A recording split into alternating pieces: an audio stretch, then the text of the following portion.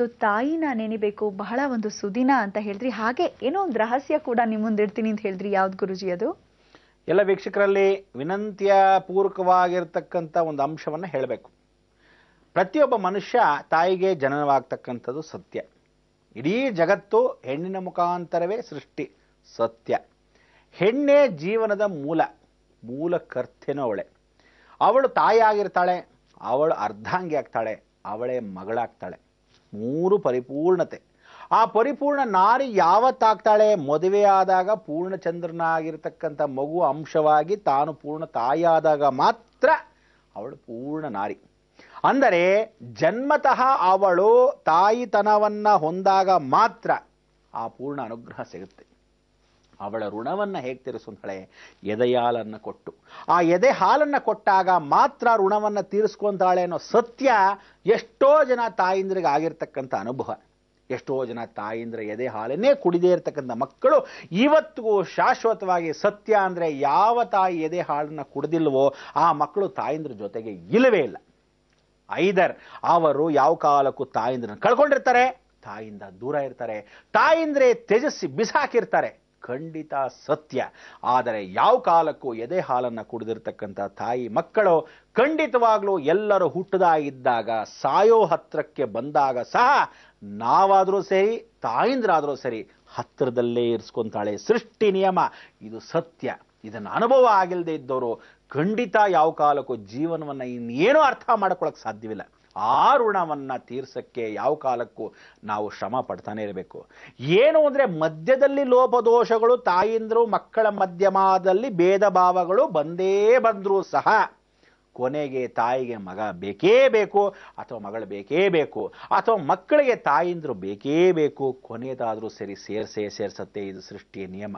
ಇಂಥ ಒಂದು ನಿಯಮದಲ್ಲಿ ಅರ್ಥಪೂರ್ವಕವಾಗಿರ್ತಕ್ಕಂಥ ಜೀವನ ಚರಿತ್ರೆಯ ಕತೆ ಇವತ್ತಿನ ದಿವಸ ವಿಶೇಷವಾಗಿರ್ತಕ್ಕಂಥದ್ದು. ಇಂಥ ಒಂದು ಔಪಾಸನೆ, ಅದಕ್ಕೆ ಪೂರ್ವ ಅಭಿಮುಖ ಅಂತ ಕರಿತೀವಿ. ಪೂರ್ವ ಅಭಿಮುಖವಾಗಿರ್ತಕ್ಕಂಥದ್ದು ಪಶ್ಚಿಮ. ಅಂದರೆ ಪಶ್ಚಿಮದಿಂದ ನೀವು ನಿಂತರೇನೆ ಪೂರ್ವ ನೋಡಬೇಕು ಅನ್ನೋದು ಎಷ್ಟೋ ಜನಕ್ಕೆ ಗೊತ್ತಾಗಬೇಕು. ಶನಿಗೆ ತಾಯಿ ಕಳ್ಕೊಂಡಾಗ ಎಷ್ಟು ಬೇಜಾರಾಗಿರಬೇಕು ಅಂದರೆ, ಸೂರ್ಯನಿಂದ ಹೆಂಡತಿ ಏನೋ ದೂರ ಆಗ್ಬಿಟ್ಲು ಛಾಯಾದೇವಿ.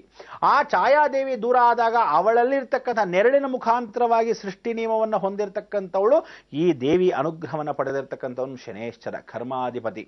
ಯಾರಿಗೂ ತಪ್ಪಿಲ್ಲ. ಪರಮೇಶ್ವರನಿಗೆ ಜಗನ್ಮಾತೆ ಆದಿಶಕ್ತಿಯು ಎಲ್ಲ ಶಕ್ತಿಗಳು ಲಕ್ಷ್ಮೀ ಸರಸ್ವತಿ ಪಾರ್ವತಿಗೆ ಕೊಟ್ಬಿಟ್ಟಾಗಲೂ ಸಹ ನನ್ನನ್ನು ಯಾರು ಸ್ವೀಕರಿಸ್ತೀರಾ ಅಂದಾಗ ಪರಮೇಶ್ವರ ಒಬ್ಬನೇ ಎದೆ ತಟ್ಟಿ ಹೇಳಿದವನು, ಸಾಕ್ಷಾತ್ ನನ್ನ ಪಾರ್ವತಿಯಲ್ಲೇ ನಿನ್ನ ಶಕ್ತಿ ಸೇರಿಬಿಟ್ರೆ ನಿನ್ನನ್ನು ನಾನೇ ಕಾಪಾಡ್ಕೊತೀನಿ. ಆಗ ಅರ್ಧನಾರೀಶ್ವರನಾದ. ಇದಾದ ಮೇಲೆ ಇಡೀ ಜಗತ್ತಿನ ಎಲ್ಲ ತಾಯಿ ಅಂಶವೇ ಇಲ್ಲಿ ನೋಡಿ ಹೆಣ್ಣಿನ ಅಂಶವೇ. ಭಾರತ ಮಾತೆ ಅಂತ ಕರಿತೀವಿ ಹೊರತು ಭಾರತ ಹೆಂಡತಿ ಅಂತ ಯಾವತ್ತೂ ಕರೆದಿಲ್ಲ, ಅಥವಾ ಭಾರತ ನಾರಿ ಅಂತ ವಿಶೇಷವಾಗಿ ಹೇಳಿದ್ರು ಸಹ ಅವಳು ಭಾರತ ನಾರಿ ಅಂದರೆ ಭರತ ಅಂತಕ್ಕಂಥ ರಾಕ್ಷಸನಿಗೆ ವಿಶೇಷವಾಗಿ ತಾಯಿ ಆಗಿರ್ತಕ್ಕಂಥವಳೆ ಅಂಶಪೂರ್ವಕವಾಗಿರೋದೇ ಭಾರತ ದೇಶದ ಅನುಗ್ರಹ. ಈ ಭರತ ಖಂಡ ಅಂತ ಏನು ಹೇಳ್ತೀವಿ, ಖಂಡ ಅಂದರೆ ಛಿದ್ರವಾದರೂ ಸಹ ಖಂಡಗಳು ಏಕಸ್ವರೂಪದಲ್ಲಿ ಅವಳು ಇಡೀ ಜಗತ್ತಿನ ಅಂಶಪೂರ್ವಕವೇ ಹೌದು. ಅಂಥ ಒಂದು ಅಂಶ ನಾವು ಸ್ಮರಣೆ ಮಾಡ್ಕೋಬೇಕು. ಗೋಲಾಕಾರ ಎಲ್ಲವೂ ಅಣು ಮುಖಾಂತರನೇ ಸೃಷ್ಟಿ, ಅಣು ಮುಖಾಂತರವೇ ವಿಶೇಷವಾಗಿ ಪ್ರವೇಶ, ಆತ್ಮ ಮುಖಾಂತರವಾಗಿ ಹೊರಟೋಗುತ್ತೆ. ಅಂದರೆ ಹುಟ್ಟೋ ಮಗುನು ಕೂಡ ವಿಶೇಷವಾಗಿ ಅಣು ಮುಖಾಂತರ ಬರುತ್ತೆ. ನೀವು ಆ ಶೇಪ್ ನೋಡ್ಬೋದು, ಡ್ರಾಪ್ ಇದ್ದಾಗಿರುತ್ತೆ. ಆ ಡ್ರಾಪ್ ಮುಖಾಂತರವೇ ಬರ್ತೀವಿ, ಹುಟ್ತೀವಿ. ಆತ್ಮ ವಾಪಸ್ ಹೋಗ್ಬೇಕಾದ್ರೂ ಅದು ಆ ಡ್ರಾಪ್ ಮುಖಾಂತರವಾಗಿ ಇರುತ್ತೆ ಆ ಶೇಪು. ಅಂದರೆ ಏನು, ಜಗತ್ತಲ್ಲಿ ಯಾವುದು ಆದಿನೋ ಅದೇ ಅಂತ್ಯ, ಯಾವುದು ಅಂತ್ಯವೋ ಮತ್ತೆ ಪುನರ್ಜನ್ಮ. ಈ ಪುನರ್ಜನ್ಮ ಬೇಡ ಅನ್ನೋಕ್ಕೋಸ್ಕರ ಈ ರಹಸ್ಯ ಮಾರ್ಗಗಳಲ್ಲಿ ಹುಡುಕ್ತೀವಿ. ಆ ರಹಸ್ಯ ಮಾರ್ಗಗಳನ್ನು ಬಯಲ್ಪಡಿಸ್ತೀವಿ. ಇವತ್ತಿನ ಮಾರ್ಗ ಏನು ಎತ್ತ ಅಂತ ಹುಡುಕಕ್ಕೆ ಶ್ರೀದೇವಿಗಳನ್ನು ಸ್ವಾಗತಿಸಬೇಕು. ಆ ಶ್ರೀದೇವಿ ರಹಸ್ಯಕ್ಕೆ ಹೋಗೋಣ. ಬನ್ನಿ ವೀಕ್ಷಕರೇ, ಶ್ರೀದೇವಿ ರಹಸ್ಯಂ.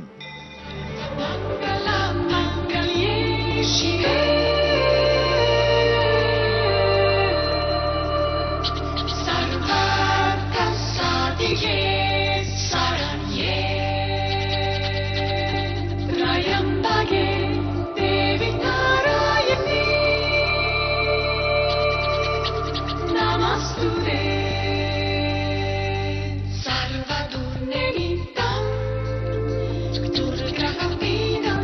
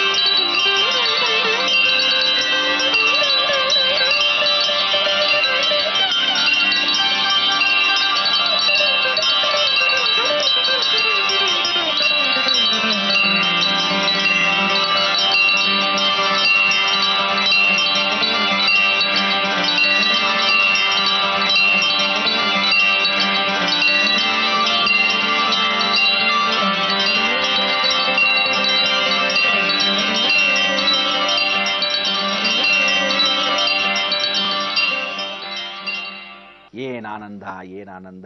ಆ ಜಗನ್ಮಾತೆ ಒಬ್ಬೊಬ್ಬಳನ್ನು ನೋಡಿದ್ರೆ ಏನು ಸೌಂದರ್ಯವಾಗಿದ್ದಾಳೆ.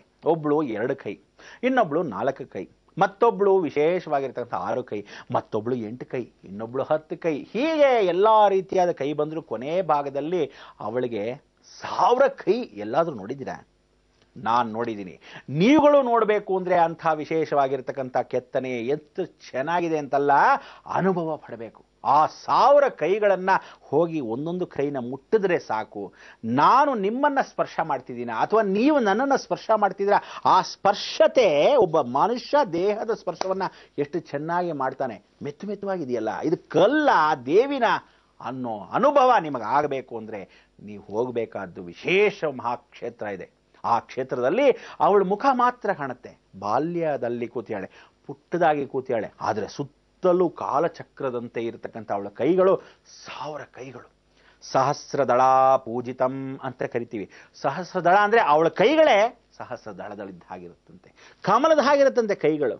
ಆ ಕೈಗಳಲ್ಲಿ ಒಂದೊಂದು ಉಗುರುಗಳಲ್ಲೂ ವಿಶೇಷವಾಗಿ ರಕ್ತ ಅರ್ಪಣೆ.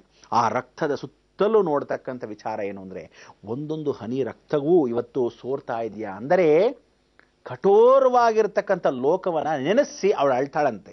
ಅಳುವಾಗ ಅಶ್ರು ತರ್ಪಣ ಆ ಕಲ್ಲಲ್ಲಿ ಬರುತ್ತೆ, ಇವತ್ತಿಗೂ ಬರುತ್ತೆ. ಇದು ಸತ್ಯ. ಎರಡನೇದು, ಆ ರಕ್ತ ತರ್ಪಣ ಅಂದರೆ ಎಷ್ಟು ಜನ ಸಾಯ್ತಿರೋ ಮೃತ್ಯು, ಅವಳ ಕೈ ಉಗುರುಗಳಲ್ಲಿ ಇವತ್ತಿಗೂ ರಕ್ತಗಳು ಚಿಮ್ಮತ್ತೆ. ಅದು ಕೂಡ ಸತ್ಯ.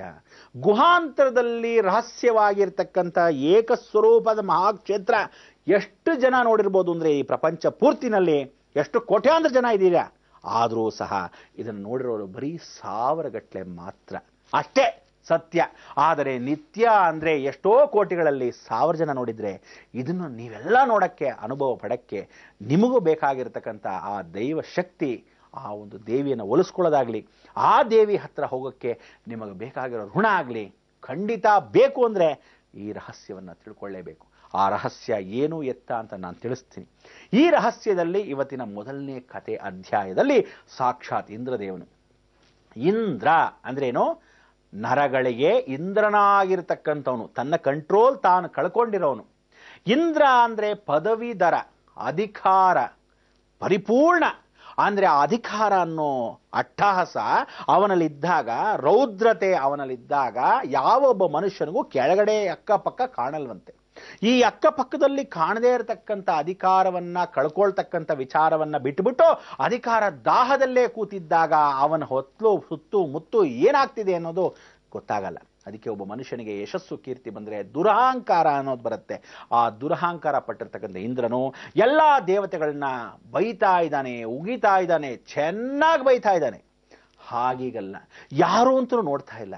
ಯಾತಕ್ಕೆ ಅಂದರೆ ಅವನಲ್ಲಿರ್ತಕ್ಕಂಥ ರೌದ್ರತೆ ಯಾಕೆ ಬೆಳೀತು ಅಂದರೆ, ಕೈಗೆ ಆಗದಿದ್ದ ಕಬೋದಿ ಅಂತ, ಅಂದರೆ ಕೈಲಾಗದೇ ಇರತಕ್ಕಂಥದ್ದನ್ನ ಈ ದೇವತೆಗಳು ಪೂರ್ತಿಗೊಳಿಸ್ತಾ ಇಲ್ಲ. ಅವನಿಗೆ ಶಕ್ತಿ ಹೊಟ್ಟೋಗಿದೆ, ನಿಶಕ್ತಿಯಾಗಿದ್ದಾನೆ. ಆದರೂ ಸಹ ತನ್ನ ಅಂತರಾಳದಲ್ಲಿರ್ತಕ್ಕಂಥ ರೌದ್ರತೆ ಎದ್ದು ಕಾಣ್ತಾ ಇದೆ. ಫೇಸ್ ಇಸ್ ಇಂಡಕ್ಸ್ ಆಫ್ ಮೈಂಡ್ ಅಂತ. ಆ ಇಂಡಕ್ಷನ್ ಏನೋ ಆ ಫೇಸ್ ಅನ್ನೋದಕ್ಕೆ ಇವನಿಗೆ ಕ್ರಿಯೇಷನ್ ಯಾರೋ? ಜಗನ್ಮಾತೆ. ಆ ಕ್ರಿಯೇಟರ್ನ ನಾವು ಸರಿಪಡಿಸಬೇಕು ಅಂತಕ್ಕಂಥ ವಿಚಾರವನ್ನ ಜಗನ್ಮಾತೆ ಯೋಚನೆ ಮಾಡ್ತಾಳೆ. ಇಂದ್ರನ ಸೃಷ್ಟಿ ಮಾಡಿದ್ಯಾರೋ ಬ್ರಹ್ಮ, ಬ್ರಹ್ಮನ ಸೃಷ್ಟಿ ಮಾಡಿದ್ಯಾರೋ ಮಹಾವಿಷ್ಣು, ಮಹಾವಿಷ್ಣು ಸೃಷ್ಟಿ ಮಾಡಿದ್ಯಾರೋ ಆದಿಶಕ್ತಿ. ಅಂದರೆ ತ್ರಿಗುಣಾಕಾರದಲ್ಲಿ ಶಕ್ತಿಯನ್ನು ಕೊಟ್ಟಿರೋ 4ನೇ ಅಂಶನೇ ಇಂದ್ರ. ಇವತ್ತಿಗೂ ನೀವು ಪ್ರತಿಯೊಬ್ಬರಿಗೂ ಮನುಷ್ಯನಿಗೆ ಇಂದ್ರ ಅಂದರೆ ಸರಿ ಇಲ್ಲದೆ ಇದ್ರೆ, ಇಂದ್ರಿಯಗಳೆಲ್ಲ ಕೆಟ್ಟು ಹೋದರೆ ಮನುಷ್ಯ ಏನಾಗ್ತಾನೆ ಅನ್ನೋದು ಕ್ವಶ್ಚನ್ ಮಾರ್ಕ್. ಆ ಕ್ವಶ್ಚನ್ ಮಾರ್ಕಲ್ಲಿ ಕೂತಿರಿ, ಬಂದೆ.